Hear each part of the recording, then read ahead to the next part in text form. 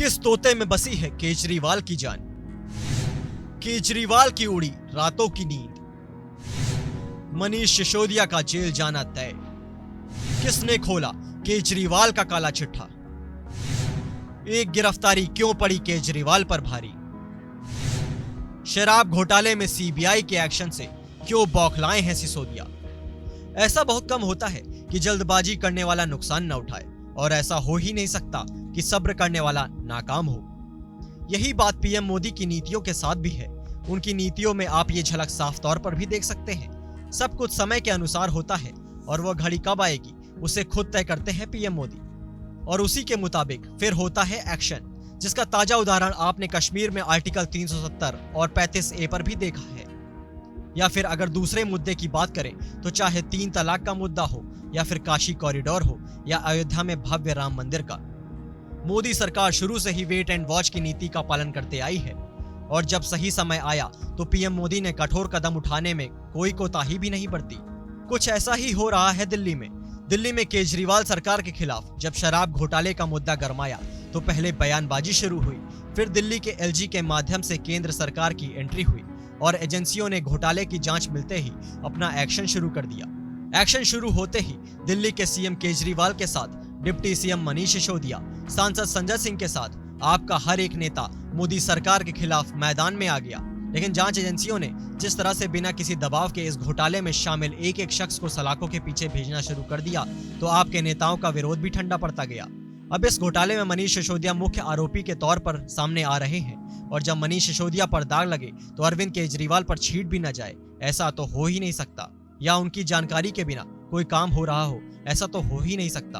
अब दिल्ली के इस सबसे बड़े घोटाले में नया मोड़ आया है, और वह मोड़ है केजरीवाल और मनीष सिसोदिया के सबसे खास शख्स की गिरफ्तारी। जांच एजेंसियों ने इस घोटाले में ऐसे शख्स को गिरफ्तार कर लिया है जिसके तार केजरीवाल और मनीष सिसोदिया के साथ ही साथ उनकी सरकार के होने वाले हर एक फैसले से जुड़े हैं। इस गिरफ्तारी के बाद से ही न सिर्फ आपके नेताओं की जुबान पर ताला लग गया है, बल्कि अब उन्होंने एकदम से चुप्पी साध ली है।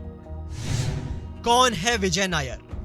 दिल्ली में आबकारी नीति घोटाला मामले में आम आदमी पार्टी से जुड़े रहे events company only much louder के पूर्व सीईओ विजय नायर को सीबीआई ने गिरफ्तार किया है। विजय नायर पिछले 8 साल से आम आदमी पार्टी से जुड़े हैं और शुरू में वह पार्ट टाइम वॉलंटियर थे, मगर अभी वह आम आदमी पार्टी के संचार प्रभारी हैं। कहा जाता है कि इवेंट कंपनी से आम आदमी पार्टी के बैकरूम तक विजय नायर का कद काफी तेजी से बढ़ा है। आम आदमी पार्टी में उनका कद कितना बड़ा है इसका अंदाजा इसी बात से लगाया जा सकता है कि वह अभियान से लेकर नीति निर्माण तक में पार्टी को सलाह देते हैं। दिल्ली शराब नीति मामले में नामजद 15 आरोपियों में गिरफ्तार होने वाले विजय नायर पहले आरोपी हैं। इसी मामले में दिल्ली के डिप्टी सीएम मनीष सिसोदिया भी आरोपी हैं, और वह आरोपी नंबर 1 है। आपको बता दें, मनोरंजन और event management company only much louder के पूर्व सीईओ रहे विजय नायर ने 2017 में पद से इस्तीफा दे दिया था, क्योंकि 1 साल पहले उन पर अपने कार्यकाल के दौरान यौन दुराचार के आरोप लगे थे। सीबीआई ने दिल्ली आबकारी नीति में कथित भ्रष्टाचार मामले में सोमवार को विजय नायर को कोर्ट में पेश किया। कोर्ट ने सीबीआई को विजय नायर की 6 अक्टूबर तक रिमांड सौंपी है। आपको बता दें कि सीबीआई ने दिल्ली आबकारी नीति घोटाले में नामजद दिल्ली के डिप्टी सीएम मनीष सिसोदिया समेत सभी आरोपियों के खिलाफ लुकआउट सर्कुलर जारी किया है। इन सभी के देश छोड़ने पर रोक लगा दी गई है। क्यों है विजय नायर केजरीवाल के इतने खास? किसी संवैधानिक पद पर न होते हुए भी विजय नायर की हैसियत आम आदमी पार्टी में नेताओं से भी बड़ी है। नायर केजरीवाल के साथ साल 2014 में जुड़े थे। वे 2014 से 2018 के बीच ज्यादातर सोशल मीडिया रणनीति बनाने, पार्टी के इवेंट्स कराने और फंड रेजिंग भी किया करते थे। इसका मतलब आम आदमी पार्टी के लिए फंड जमा करने के लिए इवेंट ऑर्गेनाइज करने की जिम्मेदारी उन्हीं पर थी। हालांकि 2019 आते आते चीजें बदल गई, और अब वह अब न केवल सोशल मीडिया पर रणनीति बनाते, बल्कि अब वह राजनीतिक अभियान और घोषणा पत्र और नीति निर्माण में भी पार्टी को सलाह देने लगे थे।